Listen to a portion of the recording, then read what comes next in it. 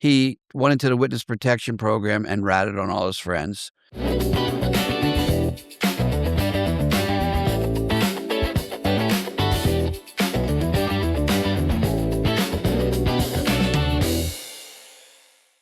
Hi, everybody. I'm Todd Dankin, and this is Becoming the King of Pot. With me, as always, my partner in crime and my partner in podcast, and my cousin, Bruce Perlowin. Bruce, how are you today? I'm doing great, Todd. I'm looking forward to today's adventure story with Brett Douglas about one of our first tie loads ever.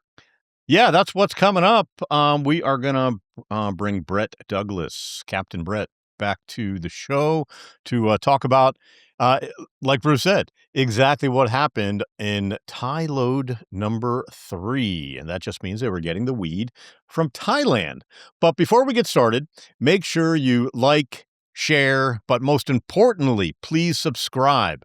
Subscribing to our YouTube channel really helps us here at YouTube and helps our quest at becoming the king of pot. So thanks for that. So Bruce, so Brett, welcome back to the show. Obviously, we had a great time last time you were here, and you told some really fabulous stories about floating along the water, boat riding, you like to call it, right? Yeah, boat riding. Boat riding with 30,000 pounds of weed in the back. Yeah, easy peasy. So Bruce, what was happening in your life? You're now getting your pot from Thailand. Is that what's happening? Yes and no. We were still doing Colombian loads, but we are also, just like when the industry switched from Mexican to Jamaican, then from Jamaican to Colombian, with a bunch of hash thrown in here and there. Now it's switching, at least for me, from Colombian over to Thailand. And why, you say, so a couple of people asked me why.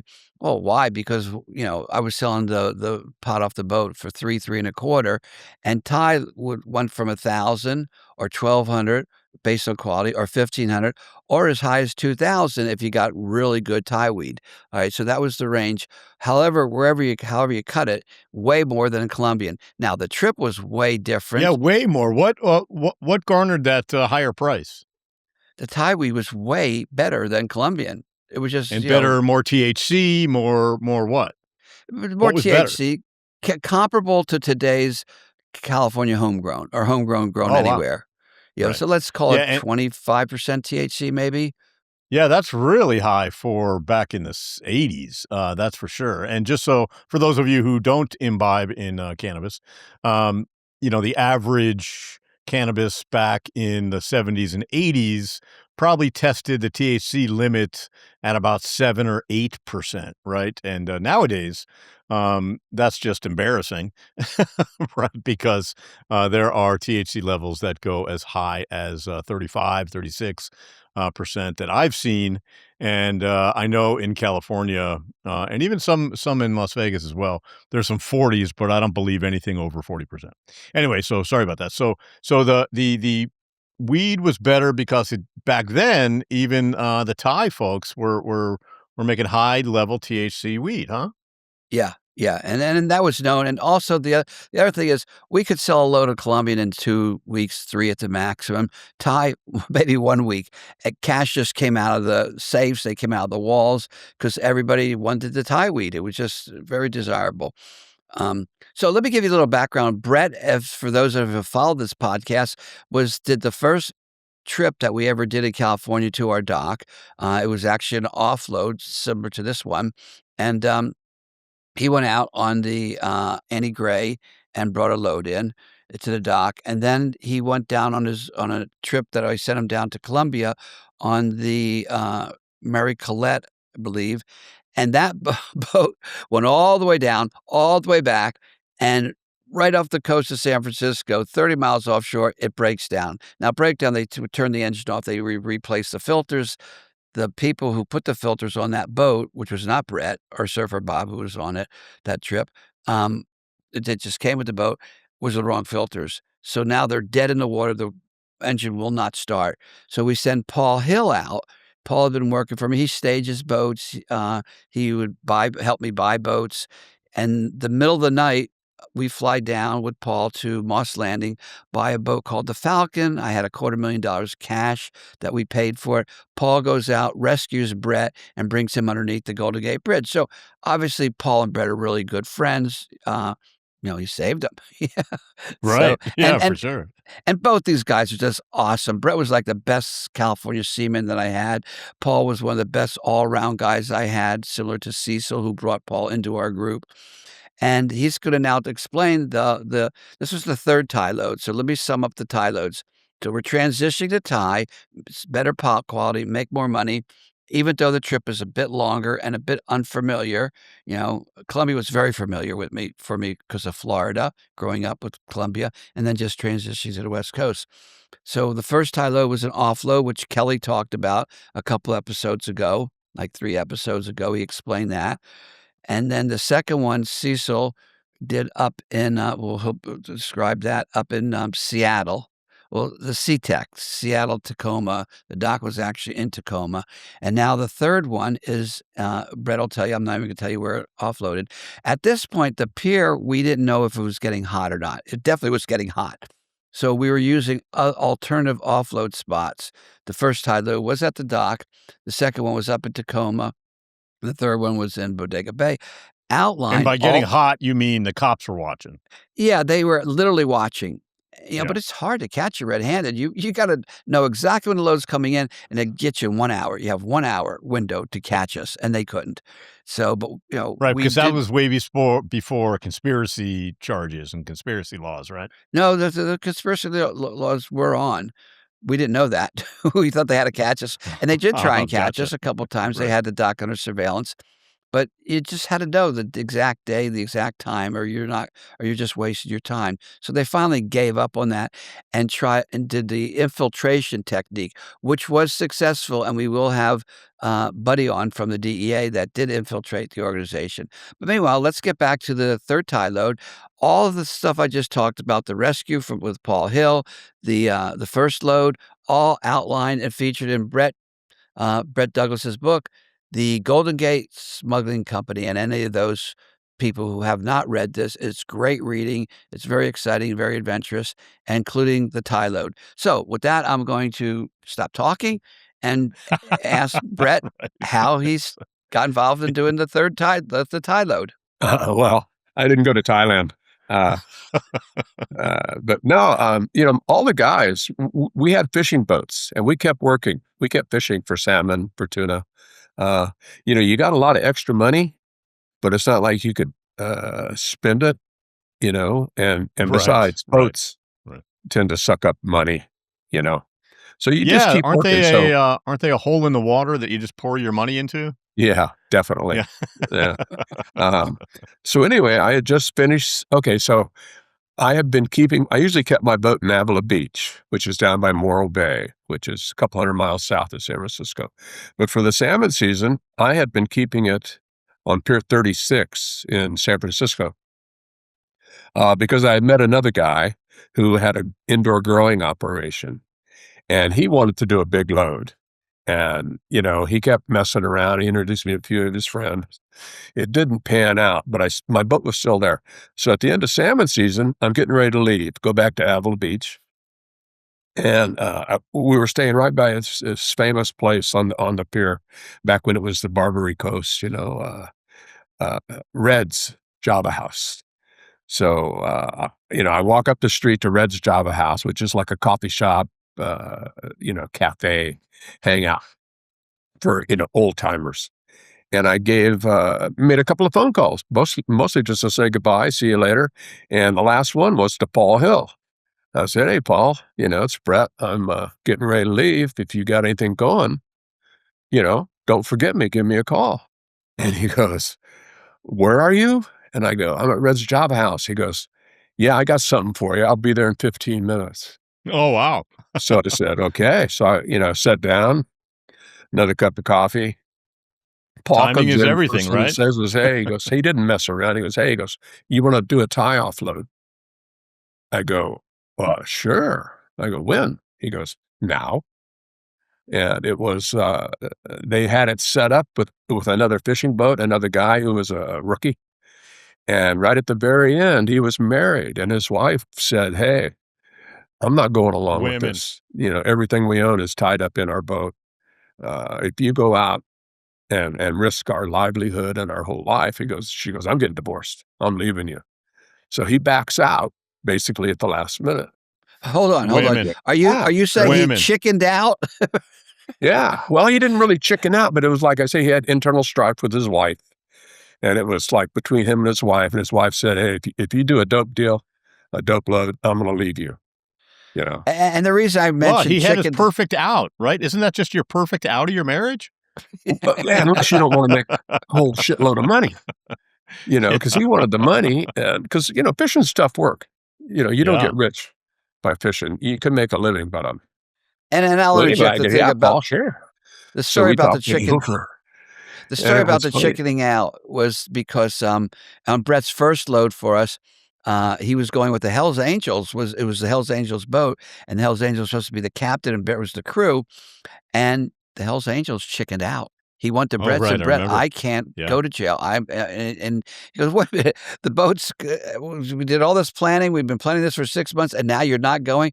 Brett went out himself. Like I said earlier episode, he's a Marine. He ain't chickening out. He went out, well, not by himself. He went out with Slow Dave, and Slow Dave and him did the offload successful. So this is like almost like the second Yeah. Brett comes in when someone chickens out.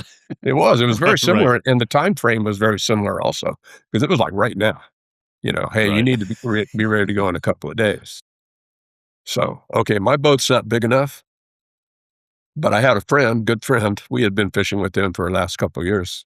He had a boat called the Deanna, which was a very large, very nice. It was a beautiful salmon boat, steel. And he's tied up at Graders in Sausalito. So I drive up to Graders in Sausalito, and I walk down the pier, and he's in the cabin, and I jump down on his boat. I go, "Hey, Ivan, you want to do an offload, make a bunch of money?" He goes, "Yeah. Oh yeah, I'm ready. I go, "Okay, great." And so then, through Paul Hill, I say, "Hey, get fueled up, get some groceries. Let's get ready to go." And then Paul Hill came down and talked with us and gave us the particulars, gave us the position to where we're supposed to meet this boat. And it was a couple 100 miles offshore, which is not very far. And did you have to provision, right? I mean, because this is another long trip you're going on. And is there any special electronics you need or any kind of get busted smuggling gear you need to add to the boat, or it's really just a fishing boat? It's just a really nice fishing boat. All his equipment was top notch. Got it. It was a great boat. Well painted, beautiful. Yeah. And all the equipment. He was ready to go. I was ready to go. We just needed Yeah. groceries. How big a boat? So we can It was figure about it out. 55 feet long. 55. Yeah, that's giant. It was a monk design, which if you look at pictures of salmon boats, these are the prettiest ones. They're just Nice. the way they're built. They're just beautiful. Awesome. And and it's just an offload, a few days. It's like a salmon trip. So all I we see, need I is see. 4 Right. or So 5 you're days going worth to of meet another groceries. boat that's already out in the middle of the ocean. Well, yeah. Well, And we we think were- anyway. we were Anyway, definitely yeah, go walking. ahead. So, Todd, you tell us. 200 miles is not the middle of the ocean. That's No, basically it's right almost- offshore. This company, how far is Thailand? What is it, 8,000 miles to Thailand? Oh gosh, it's probably 10,000 miles of Thailand. It's a Yeah. long ways. So that's where that boat came from. So now 2,200 is Right. nothing. Right. That was a much bigger boat. That boat had to have been 200 feet long or something. It was a great big boat. God, it was rusty. Streaks of rust were running down the side, and Right. they probably had 20 crewmen on it, Thai, Asian people, by the time we got there. But anyway, yeah, as far as me and Ivan went, and they sent along a guy with us, to, they didn't really, I don't know if they didn't trust us, but they sent along a guy to make sure we got to the right spot and that we brought it back to the right spot. And he was from New York, and at least he knew something about boats. He'd been Right. fishing, in Long Island Sound and all that kind of stuff. So he was a pretty nice guy. So yeah, we just, grab a couple bags of groceries, fill it full of fuel, and we take off to the spot, to the point within probably 3 days, 3 days. And it takes us a couple of days to get out there. And then, you find the boat. I mean, you're the only ones out there. It's not like there's any code words or, you got to display a sign. There's no anti-smuggling gear you can possibly put on a boat. There's no thing. So we go out, okay, and we get close enough, and, we just talk. We start talking. But it's pretty rough. The seas are maybe running, I don't know, 6 to 8 feet. Not a whole lot of wind, maybe 15 knots, but it was pretty bouncy. And the guy, the American, I remember he was kind of a tall, slim, been at sea forever, looked really tired. He looked as tired as a boat. And he goes, okay, where's your inflatable? Because that's how we would have to transfer the pot. Back and forth. We have to tie the boats up. Right. And I go, well, we don't have an inflatable. And he gets all pissed. He goes, oh, well, they told us you'd have an inflatable. I go, well, we don't. You got one? He goes, no, we don't. He goes, how are we going to do this then? And that's when Ivan is standing there. Ivan is an incredible alcoholic. Okay. He would go to dinner. That's quite I've never heard of anybody being called an incredible alcoholic before. He had just such a capacity for alcohol, you couldn't believe it. And I don't know, he came from the San Joaquin Valley. He was from farmers, from, Dust Bowl migrants and stuff. And he wore cowboy boots most of the time and flannel shirts. He looked like he came off the farm. But a great seaman. He'd start, we'd go out to dinner. He had a credit card from his wife, and he would buy us all dinner, everything. He says, oh, don't worry about it. My wife's rich.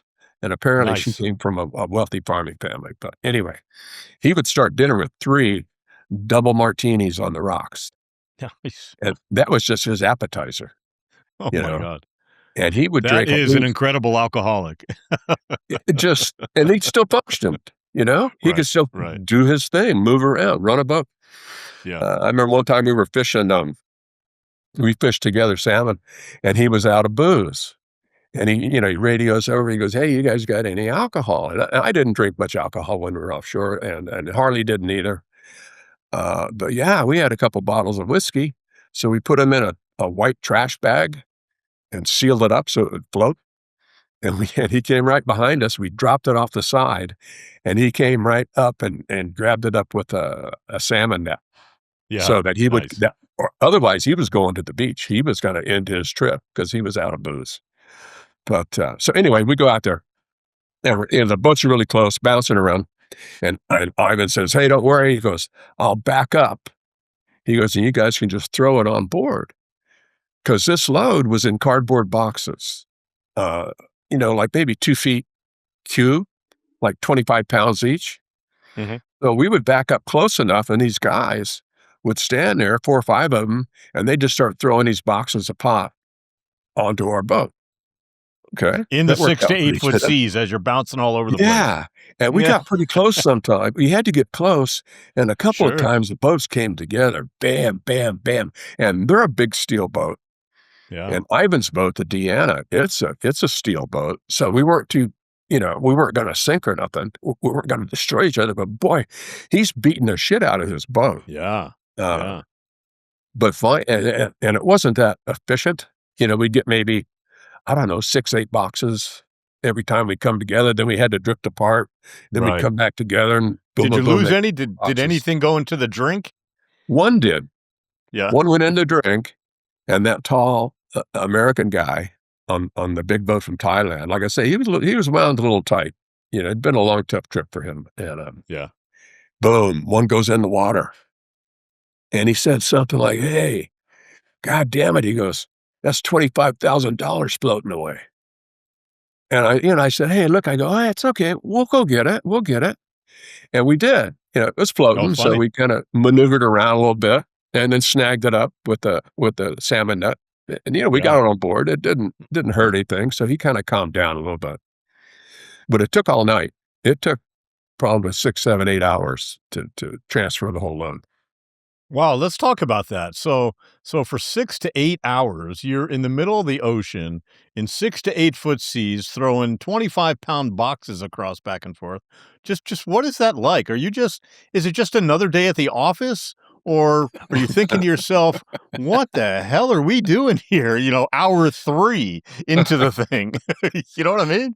Well, no, yeah, no, it was just another day at the office because when you fish tuna, when you fish salmon, you don't sleep much anyway. Yeah, You're up, often up all night. It's like when you're fishing tuna and you're offshore and you're going somewhere, you're 3 hours on, 3 hours off. So and that's all night, 24 hours a day. And so, yeah, you got 3 hours to go sleep, but you're still kind of hungry maybe. So you get something to eat sure. and you lay down, Yeah. the boat's getting Yeah. bounced around. You might sleep an hour, hour and a half, and then you're back up in the wheelhouse. So, Right. So this is just like you said, another day at the office. Your cargo has just changed. yeah, it was just work. And it was a Yeah. lot less work than tuna fishing for sure. How many Yeah. pounds Yeah. would you estimate the I have boxes no were I have and no the idea total? because all I know is it took a long time, and we put them in and it's a big boat, and we're putting them down in the fish hole, and we filled it up. So I asked, there was no way it was just too busy to count the boxes that were coming on board. Uh, we were just Yeah. too Well, you busy. said 25 pounds a box. So 25 pounds lots of of box. boxes times 25. It was a lot of Right. boxes. you know, it took a long time, Right. and we Eight filled the hours boat. of, So it, yeah. it, Wow. it That's had to have crazy. been like 30,000 pounds, I reckon. I don't know. If It Yeah. I was not mean, more. between a 30 boat and like that 40. holds that, in fish, right? He had a It was 40-ton fish hole, it was which 40 tons. means Wow. he could Yeah. carry 40 tons of ice and fish or whatever and still, sit on the water line, Right. okay? it Right. was Um, 33,000 pounds, was somewhere it? right in Okay. there. Yeah, I'd buy that. It was a lot of pot, I'll tell you that. Yeah. I bet. All right. So you're 8 hours of filling your fish hole with weed. Right, and, what happens? How do you guys say goodbye? That's it, we're done. There's Yeah, obviously that's no money exchanges hands or no, anything, no right? money. Yeah. Uh, just sayonara, you know? See you later, Right, thanks a lot, and they went off to wherever they went off to. I don't know where they went, to be honest with you. yeah. And did But they we had have to go on more the pot maybe to go to somebody else and drop some off, or were I you have no getting the idea. whole load? I No, would they went assume back. They went back to Thailand. yeah, I would assume Got it it. was a whole load. But what was nice about it was the way it was packaged. It didn't really smell very much. Mm, Not like the bales of Colombian, would really right. stink. Um, And what does the ocean do to a bale of weed? I mean, d is it ruined, or do you sell it cheaper, or you just mix it with the mix? uh, Like the one I that don't fell know. in, The bales we carried never got wet. So I have no idea. Well, the one that went into the water. I mean, Well, it went in the you water, just but it stacked went it? in the water Yeah. very long, and it floated very nicely. It was Oh, only I a see. couple inches Right. deep, so it Yeah. wasn't like it was completely soaked and Got it. submerged. And Got it it, was got it, only got in it. there for maybe 5 minutes or so because we back dried up and we took it. It wasn't going Yeah, anywhere. yeah. It was just kind I of mean, floating you had all between the the boats. nets and the fishing tools and all that other shit, right? So, Yeah, easy to just grab it out. yeah, yeah. It wasn't that difficult. So we got it out Got and it. put it in. The guy goes, "Hey, man, we got it. Okay, okay." So, Right. Right. and Okay, actually, so that was now the you one we got broke open right. So to so now smoke. you got 33,000 pounds of weed in boxes in your fish hole, and, now you're 3, 4 days back to San Francisco? How's that go? A couple of days, but it wasn't San Francisco, unfortunately. Hmm. It was Tamales Bay, And where's that? Bodega Bay. Where's You've heard of where's that Bodega at? Bay? That's No. that's where Alfred Hitchcock filmed the scenes from The Birds, Oh, wow. that Nice. movie. Nice. Okay, Bodega Bay is maybe, I don't know, 60 miles north of San Francisco. Got it. And you go into Bodega Bay, it's about 8 miles long. And you go into Bodega Bay, and if you turn left, you go to the town of Bodega Bay. If you turn Right. right, you go into a place called Tamales Bay, uh, which is oyster farms. There's Mm. no commercial fishing in there, no commercial boats in there. It's all oyster farms. It's a lot of sandbars, a couple of little islands. It's very difficult to. They had a good channel. The Coast Guard had dredged a channel through Tamales Bay with big markers, channel markers. But if you'd never been in there, it's pretty tough. We drive into Bodega Bay, and it's daylight. We didn't wait till after dark because Tamales Bay and the channel is so narrow that we thought it best. We thought we'd take the chance. I go in during the daylight, even though there's a Coast Guard station in Bodega Bay about 8 miles away. But we thought, this is such a tight channel. We want to see it. We want to be able to look at it in the daylight. Okay, so we got. And do you have? Let me ask them. Do you have like salmon on the boat just to disguise in case somebody does? No. So no salmon, no smell of fish. You got 33,000 pounds of weed, and that's it. Yeah, that's it. God. Yeah. And groceries, and of course, I even had a couple bottles of whiskey. Right. And Bruce, what's happening with you? I mean, are you logistically just sort of, at the Ukiah house, controlling things, or is the machine just running without you at this point? No, at that point, I'm probably at the Berkeley house, or the San Francisco apartment. I always was away from Ukiah when the loads came in. I left and came down to the Bay Area. But I want to point out something. Even though we had this phenomenal dock and we cookie cutter duplicated over and over and over again at the same place, we never, ever stopped looking for alternative offload spots, ever.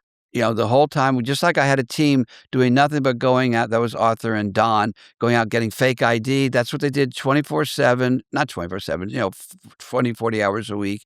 And that was their job. We had other teams that were always looking, and those teams shifted based on wherever anyone was. Wherever I was, that's all, if I went up north, I was always looking. And we found docks and what's the criteria for a good offload dock? A place where you can offload a fishing boat. Okay. Well, first you find the dock, right? And you got to make sure the sea approach is right.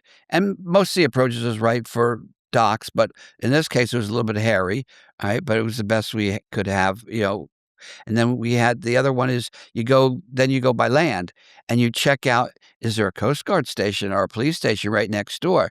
Is there access roads? Is there one access road?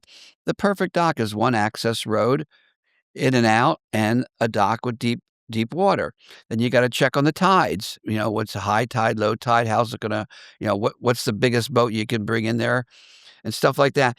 We had boats. And what about like the stuff like you use the houseboat business to sort of disguise all the activity at the dock? Do you go that far and set up businesses and other docks as well, or you just want to offload and get the hell out of there? No, because most of the docks already have businesses going. All right. In my particular case, it was the South Bay for one houseboat and San Pablo Bay for the second, up the further up north for the second houseboat. Then we had the beach landing up in Oric at Hidden Beach. And then we had the Bodega Bay. We had a couple up in Seattle. And then there was a couple other potentials.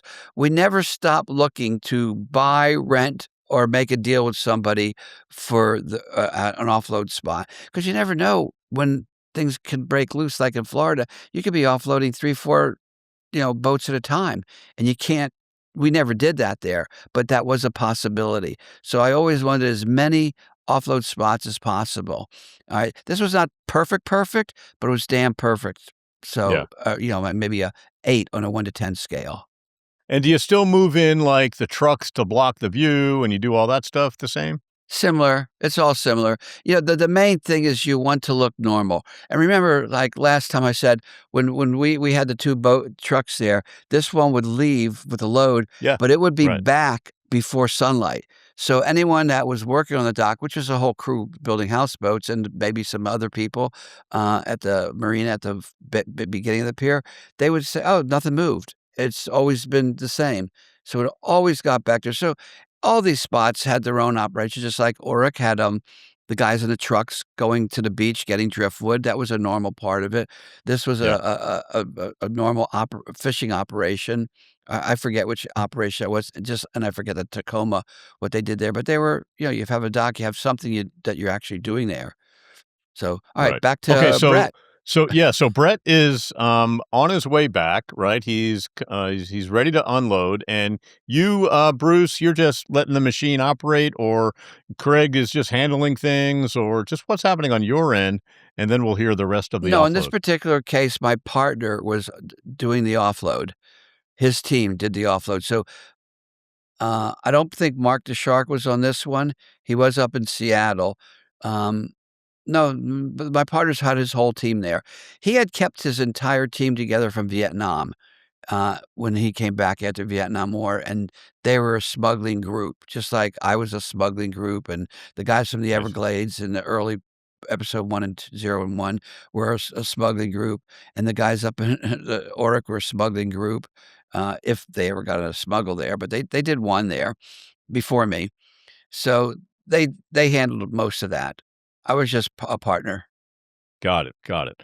Okay, Brett. So you're heading to your offload destination. Is are you nervous? I mean, that's the moment of truth, right? If you're going to get busted, that's where you get busted, right? Yeah, and it was daylight, and we're Right. headed for that first channel marker, Yeah. but we didn't come in at the right angle. We were coming in more perpendicular, and thinking that's cool. We'll still just take this thing to starboard, and we ran aground. Oh my God. It's really shoal. There's a lot of sand, a lot of sandbars. And the next thing you know, we're only going 7 knots. That's all these boats would do, right? Not real fast, but all of a sudden it's just like somebody put on the brakes. And man, we're stuck with all this pot out in broad daylight. And I could look, Highway 1 runs right along the shore there. So I'm on the back deck, and Ivan's up at the flying bridge steering the boat. And I'm looking, and I'm watching cars drive by, just a few hundred yards away. I'm going, oh, wow, this is interesting, I bet we'll make the front page of the Chronicles. And, and I go, Ivan. Right. You're starting to make plans to go, Yeah. oh man. But Yeah, then can Ivan we yells call down. He someone? goes, hey, don't worry. He goes, I'll back it off. He goes, we're not stuck too hard. Okay. And the tide was working in our favor because it was an ebb tide helping to push us off this sandbar. Sure. And he puts it in reverse, full throttle. And we did. We backed right out of the sand. And then we came out and we did like a big circle to go directly into the channel. We were trying to cut it a little close. Yeah. And okay, so we get in the channel. We've got this guy with us from New York that knew where the dock was. It was Blake's Landing, which is about 8 miles into Tamales Bay. And it's all oyster farms and sandbars around us. So we've got to stay in this channel. And the channel was maybe, I don't know, 60, 70 yards wide. And, man, but it's well marked.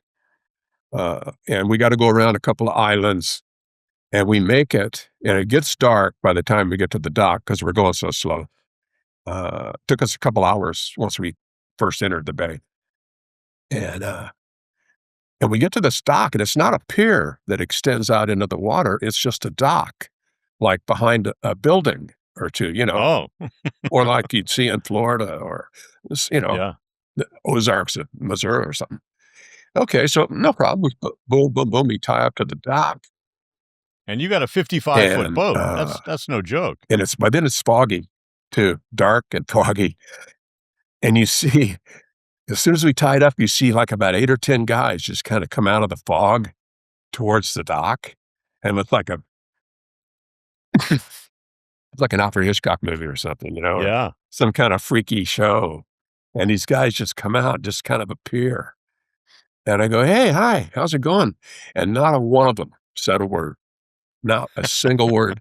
And they just started getting on the boat, unloading all the pot, all the boxes, except for, well, we broke into one box and we saved a couple handfuls, but Right. they took everything. Boom, boom, boom. And within a couple of hours, we're unloaded. And by now the fog is so thick and it's dark, and the fog, you can't see past the bow of the boat. We're just completely enclosed in fog. And I'm going, oh, well, if you guys don't mind, we'll just stay here tonight until it gets daylight. Because, we didn't want to go back out. We thought we'd get stuck again. Sure. We missed the channel. And guy goes, no, can't stay here.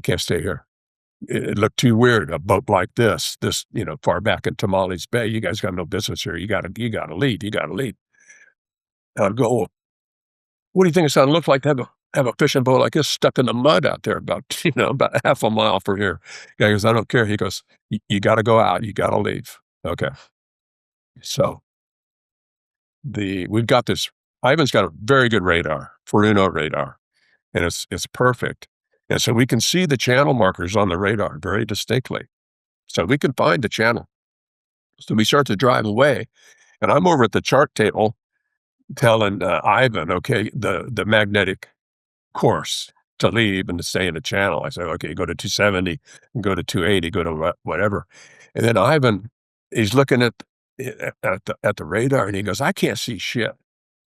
I go, what do you mean? He goes, I don't have my reading glasses with me. I can't read. I can't see the radar. And I'm going, oh, okay. So we kind of changed, and I started looking in the radar, and because it's just this hood where you look into this thing, Mm-hmm. and I go, okay. And we just went out, and we were going as slow as that boat would go, about 3 knots. And okay, steered a little bit, 10 degrees to starboard, 10 degrees to port. And we inched our way, believe me, as slow as we could possibly go, because it was so foggy, you couldn't see anything. We were in a world of our own. And that reminds me, remember what I said to Paul? We would call the fog in whenever we were doing an offload with our spiritual powers. Yeah, we were definitely hidden. But that was the most nerve-wracking part, was leaving. We're unloaded. But still, we didn't want to get stuck in the Tamales Bay. Yeah. So finally, I don't know, it probably took 2-3 hours. We finally work our way around the islands, Hog Island and Duck Island, and we're staying in the channel, turn to port, turn to starboard, and just using the radar, solamente, to find our way out of there. Wow. But eventually we did. And we broke into Bodega Bay, and then you just have to turn to port and go south down the coast to Point Reyes. And all of a sudden, it was bright sky, stars. It was like, whoa, it's such a relief. And so we turn left and we go down to Point Reyes, which is only just south of there. And there's a big anchorage there. During salmon season, there's probably 200 or 300 boats anchored there every night. But salmon season's over. So Ivan and I, we pull in there, boom, drop the anchor. And we're the only ones in there. But I had arranged for my deckhand to bring my boat up to Point Reyes to pick me up. Because I didn't want to go back. Ivan was just going to go back and tie his boat up and go home. And I wanted my boat to go back to Avila Beach. Right. So we sit there for a couple hours, and I'm looking at the back of his boat, and the back of his boat's it's kind of beat in on the starboard quarter there. Several, sizable dents, and we've also got the paint and the rust on his boat from the boat from Thailand. And I'm looking at that. I'm going, hey, Ivan. I go, we got to do something about this. I go, somebody's going to wonder what's going on here. And he says, oh, fuck it. He goes, I'll just tell somebody I ran into a boat when I was drunk. Everybody will believe that, because he was always drunk. But I said, no, come on. And he goes, I got some paint. So he went in the wheelhouse. He grabbed a can of paint, which was the color, the whole paint. And he came back out with a brush. He just starts slapping it on, to cover up. You couldn't undo the dents because that's a steel boat. I mean, you had to. That took a boatyard, but at least he painted over the paint stripes and scars from the the mothership, so to speak. Right. And the paint was running; it had runs in it, and He goes, that'll be fine. He goes, I'll just tell somebody I was drunk. Okay. And then pretty soon, after a couple hours, I could see, it started to get foggy again, but I could see a red and green light coming through the fog, the running lights of my boat. And sure enough, here comes, Bob Johnson, my deckhand with my boat. And he comes alongside, and in Drake's Bay, it's very calm. So he could come right alongside. And I just threw my sea bag aboard it and got on board and shook hands with Ivan and said, "Hey, man, it worked. We did it." Right. And I never saw him again. Never heard of him or saw him again. But I know he got paid from Paul Hill, and I got paid, and I Yeah, so paid for let's talk about him. that. So how long does this take to get paid, and what kind of money are you making on a job like that? I made 50,000 for that, and it took about a week. Like I Pretty said, I good took my week. boat down to Avila Beach, which Yeah. takes, day and a half, a couple of days. Right. And I went home, collected my mail, went home, and then 3, 4 days later, I get a phone call from Paul. He goes, "Yeah, come on up." And so I did. I drove up, which was pretty common. I lived down in Avila just about the whole time, so I'd just get in my truck and drive back and forth to the Bay Area quite a few Sure. times. And so I drove up to his apartment, Russian Hill neighborhood of San Francisco, and we talked, drank some wine, and that's when he said, Paul said, "I'm done. And that's my last one." And by then, he and Kathy had a child. They had a young infant. So Mhm. he goes, "I'm done." He goes, "I'm starting a family, and this is my last load. I'm going back to California, or I'm going back to Florida." Sorry. I go, "Yeah, okay." I go, "I think it's mine, probably mine too. I'm done. I've What stretched my year? whole." What year was this? Do you remember? It's probably 1983. Beginning or end? I'm sorry. Was it the beginning or the end of '83? Do you remember? It was probably the fall. Well, because I know that we did the load right after salmon season was over, and that was June 15th. And so we probably did this load in July, August of 1983, something like that. All right. So to answer your question, Todd, you want to know where I was? I was in federal prison at the time, or county Yeah, prison. Bruce was in prison. Yeah. Had been for a while too, actually. Yeah. January, February, March of '83. So Okay, a so good 6 months. You were in prison, this tie load is happening, and you have a partner. Brett makes $50,000. How much do you make? I made my full amount, because keep in mind, I put money up for all these loads. Like we're going to get into the last Colombian load, which Craig did, and I was in prison. Yeah. And yeah, but there's 200,000. I was 20,000 pounds, I think. That one, it was a smaller one. And but I put the 200,000 up. It could have been 30,000. I forget what that last one was, but so I get my money But back. were you in prison, like, you were sentenced already at that point? You No, were I was waiting to be not sentenced, sentenced. waiting for trial and I all was that stuff? still Right. fighting it, seeing what's gonna happen, what kind of case they had, am I gonna be able to bond out? All that was going on.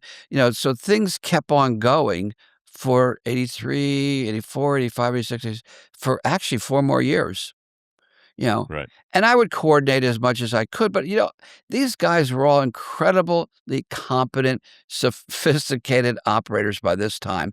This is not Brett's first trip, and it's not Paul Hill's, so they could do it without me being micromanaging anything.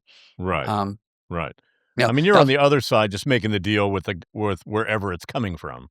well, the deals were made actually before I went to prison. We Yeah. had everything set up, and when I got arrested, I actually had 3 tie loads, all planned out, ready to go, this being one of them, and then more came in than just those 3, because the Right. the the organization tends to keep on going even when I'm not at the helm of it, Yeah. directing everything, Yeah. and again, I don't need to direct it at that point, you know, Right.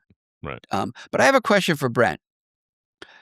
Um, Brett, you mentioned, when you were that you thought you were gonna get maybe arrested and be on the front page of newspaper or something on this, in the daytime, and you said similar thing when you were coming through the Golden Gate Bridge that, if you get arrested, you'll be front page news, and you were always seemed to be very calm, cool, and collective, like, "What, me worry?" Sort of similar to my personality, where Surfer on the earlier trip, the what was it? Mary Collette? Um, Karen sh Lynn. the Carolyn, yeah, sorry, the Carolyn. He was not as cool and calm as you, but he was a little bit nervous, but not freaked out, and the 3rd guy was, like, totally freaked out, right? Yeah. Uh, and nervous as hell. And the same thing with the first offload. Vince was so freaked out that he actually didn't go on the trip. He just didn't do it. Now, Slow Dave was just like another day walk in the park. It was no big deal for him. Did he seem nervous to you, Slow No, Dave? not at all. Paul was never nervous. Why would you say your personality was so nonchalant and not nervous as compared to, say, Surfer or the other crew? Surfer wasn't bad at all, but a little bit, but not as cool and calm and collective as you were. What part of that, your personality, makes you behave that way? I don't know, mostly just, been the way I was raised up. I mean, I grew up in a small town in Kansas, and then I went to West Point, and then I spent, 4 years in the Marine Corps.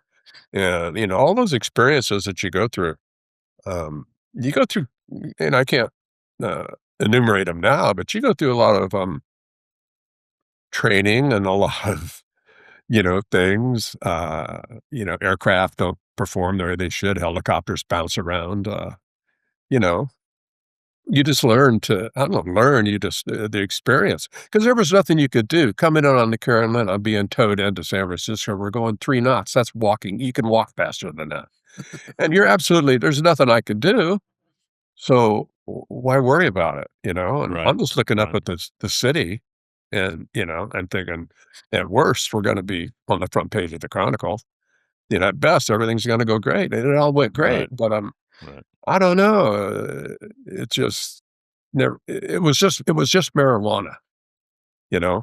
It wasn't like you're a hitman for the mob or you're doing something, really, harmful to society.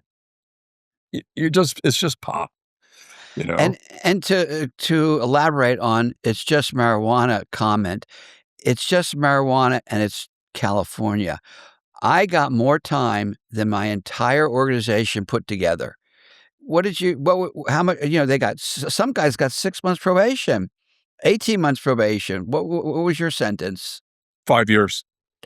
You got 5 but I got 5 years I got a 5-year sentence, suspended if I didn't get arrested for anything for the next 5 years. Had I gotten arrested for something else, I would have gone to prison. so But you no, didn't even you didn't even go to prison. pardon? You didn't go to prison. I did not go to prison, no. I went to That's federal Yeah, I went to that's the Wait, so California, and that's just pot. right. Right. No, well, I went that's exactly what right. happened was, we were Yeah, busted so in San wait, Francisco. so Paul says this is my last trip. You say, "Yeah, this is my last trip too." Is it your last trip? It was my last trip. Yeah. And then how'd you get busted? Corky Bill. When Corky Bill got That busted. damn Corky Bill. Yeah, old Corky Bill. All outlined in his book. Very detailed description of what happened. Yeah. So anyway, Corky Bill rolled over, Right. and he knew all of us. And, actually, I'm sitting at home in Avila Beach playing a game of chess on my computer. My phone rings, and it's a private investigator from, Salina. And he says, "Hey, is this Brett?" I go, "Yeah." He goes, "This is" I can't remember his name. I called him Holmes, in the book, and it's because he was like Sherlock Holmes. But he goes, "Hey," he goes, and he starts telling me the whole thing. He knows about Bruce, he knows about all the loads, he knows about the boats, he knows me, he knows Surfer Bob, he knows everybody, he knows everything. He's just talking, and I'm going, "What the" It was rather surprising. Sure. And he says, but he goes, "For some reason, the FBI is letting me be their bounty hunter, kind of, and, if you come in with me and surrender," he goes, "they won't put you in jail." He goes, "There'll be a no bail, uh, so you can go back home." He goes, "But you gotta come in and plead guilty." And I'm like, "Fuck." And then he goes, "It costs you $1,000. $1,000? He goes, "Yeah, I want $1,000 for this." And I go, "I don't even know you." It's on the phone. I go, "I don't even know Right. you. Right. Who you are?" Right. He goes, "I'll tell you who I am, and you can look me up." I guess he had been a policeman, police chief or something in Salina for a while. And he goes, "You come on up here." And, he goes, "We'll meet." and you give me $1,000, he goes, and I'll arrange for your surrender, and no bail, and you can just go back home. So, This guy had quite a scam going. Yeah, well, he said, Right. "Hey," he goes, "I've just talked to Harley and this and that," and, he's talked to he didn't know Server Bob's phone number, but he had Harley, and he got my phone number, and, so, okay, I hung up, and I called Harley. I go, "Hey, man, what's going on?" He goes, "Oh, yeah, yeah." He goes, "I know who this guy is," because he'd been a Hell's Angel and, Yeah. in the area. He goes, "Yeah." "I think it's a pretty good deal, man." He goes, I took it. You might wanna take it." So, okay. So I drive up to, Watsonville, which is a town pretty close to Moss Landing, and we meet in a bar, and I go in there, and I look like a fisherman, you know? It's not hard to pick me out of the crowd, Right. and this guy walked in, and it wasn't hard to pick him out of the crowd either, Right. 'cause he looked like a cop or a private investigator. He was the Yeah. only guy, wearing clean clothes for starters. Anyway, he walks right up to me. He goes, "You Brett Douglas?" I go, "Yeah." He goes, "I'm so and so, Mr. Holmes." And we started talking all again about it, and I go, "Man," I go, $1,000. I go and by then, I'd spent most of my money on the boats, and I'd hidden a bunch. He goes, "I know you got it." He goes, "That's what it's gonna take." I go, "Okay," and I did have it. I had it in my pocket. So I gave him $1,000 cash, and then the next thing I know, FBI's calling me saying, "Hey, they wanna talk to me." So I went into the FBI office in San Francisco, and as soon as I walked in, there was like 3 or 4 of these FBI guys standing there. As soon as I walked in, this one guy goes, "Hey, did you buy that hat with drug money?" I'm wearing this hat, that I've worn for years. It's a leather hat, and it's a fisherman's hat. It's got oil and Yeah. grease all over. Yeah. Yeah. He goes, "You buy that hat with drug money?" He goes, Everything you buy with drug money, you're gonna forfeit." And I looked at him, I go, "No, I didn't buy this hat with drug money. I've had this hat for years." He goes, "Oh," and he goes, "I'm gonna try to end up with it because," he goes, "I could wear that, and go undercover as a fisherman." And I just kinda laughed at him. I go, "Dude," I go, "you are never gonna be taken for a Right. fisherman." I go, "Look Right. at your hands. Your I hands are was so just gonna soft." say, look at his hands. Yeah, Yeah, "Look at your exactly. hands. Your hands are so soft. I mean, you got no tan. You got no," you can't just put on a hat, pretend to be a fisherman. So, anyway, I kept my hat. They didn't get it. Right. Good. But And then we just you talked. didn't do any time at all? I thought you got Well, no. Okay, so my lawyer, what happened was I said, "Okay, if you come in here and surrender, we'll move your case," because the federal judge in San Francisco was Sam Conti, oh, and they called him Slammin' Sammy, because if a drug guy went in front of Sam Conti, you were gonna get the maximum. mm, He goes, "If you come in," he goes, "we'll switch your case to San Jose." And a guy down there was named Williams, and he would go a lot easier on guys like me. So, actually, Surfer Bob and I went in at the same time. We're standing side by side, and you talk about how he would get excited. I thought he was gonna faint. I mean, 'cause we're ready to be sentenced, and he's like, he's breathing really hard and looks like he's sweating. I'm looking at him, I go, "Hey, man." And I'm pretty calm, actually. I don't why, I don't know. He goes, "Okay." He goes like, "You and so and da, da, da, da." And, oh, that's one thing my lawyer spoke up.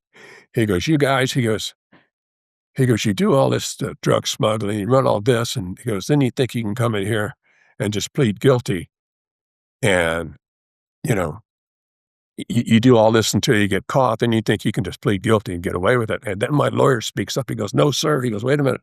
He goes, "My client had done his last. He wasn't doing anymore. He was all done.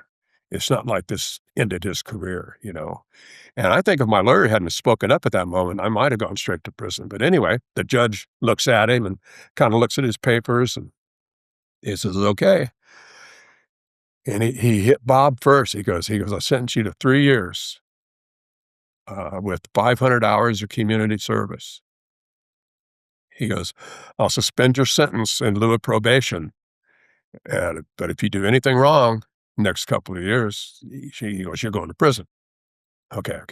Then he gets to me. He goes, I sentence you to 5 years and 1,000 hours of community service.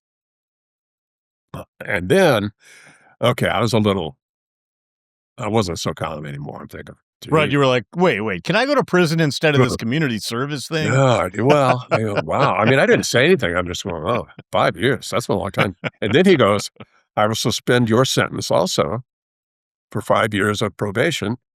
And, we had to check in monthly with the probation officer. I had to tell him if I was leaving the county. Oh, wow. I was under county arrest, so to speak, because I was still working. Yeah, that's probably pretty difficult because no cell phones back then, no real email communication, Yeah. Yeah, the Yeah. only trouble, and I had to go down to, I think it was Santa Barbara was where my probation officer was. So once a Right. month, I had to drive down to Santa Barbara, see my probation officer. His name was Dave, and I'd go in. He goes, "Are you working?" I go, "Yeah." And he'd want to see, like, receipts of, the fish I had sold or whatever, my paychecks. Right. And then one day, I lived in this small house, and me and my roommate were in the kitchen getting stoned with a bong, you know. Knock, knock, knock on the door. And I opened the door, and it's my probation officer. Oh, And I'm jeez. going, "Hey, Dave." And I said it kinda loud because I was kinda surprised. I go, "Oh, Dave." Yeah. I go, "How you doing?" He goes, "I'm fine. How are you doing?" "I'm coming in." "Okay." And, he comes in, he looks around the living room, and there's nowhere to sit really in the living room because it's a small house. So we go into the kitchen. I don't know if it still smelled like pot or not, but we sat down in the kitchen, and we talked for, I don't know, quite a while, 15 minutes, and he's got his back to the refrigerator. Right on top of the refrigerator is the bomb, and my stuff. And I'm just sitting there being as cool as I could. Yeah. I'm going, "Oh, I just hope you don't want something out of the refrigerator, like a can of soda or something." Right. And, so we sit and we talk, da, da, da, everything okay? Yeah. He goes, "Okay." Well, he looked around, "Okay, good." He goes, "I just thought I'd come stop by. I was in the neighborhood." And then he left. And, Nice. I came back in, and Bart came out of the back. He looks at me, he goes, "Everything okay?" I go, "Yeah." I go, how'd you clean up the kitchen table so fast?" He goes, "Man, I just heard you say Dave, and I knew that there weren't any friends around here named Dave. So I knew it must have been your probation officer." So he had Oh, that's grabbed funny. long and everything and hid it away the Yeah. best he could. Uh, Nice. and then I got off, 5 years, okay. Because I Yeah. wasn't a criminal, really. I mean, I didn't, like, rob banks You or were a boat captain riding the waves, right? just boat You riding. compare that to back east. These guys are getting life in prison. They're for just marijuana. The same exact Yeah. thing Brett and Surfer Bob did. 25 years, 10 years, 5 insane, ridiculous sentences, And what about for Corky Bill? Did he do time or did he get off also for turning everybody in? He did time. He did time. well, here's what happened with Corky Bill. He was in jail, in county jail. We went down and gave him $40,000 I gave it to Phil DiGirolamo, who supposedly gave it to his dad, who never gave it to Corky Bill. Right. That was, Right. $40,000 a year Yeah, for we every year talked he had about to it, yeah. spend in prison.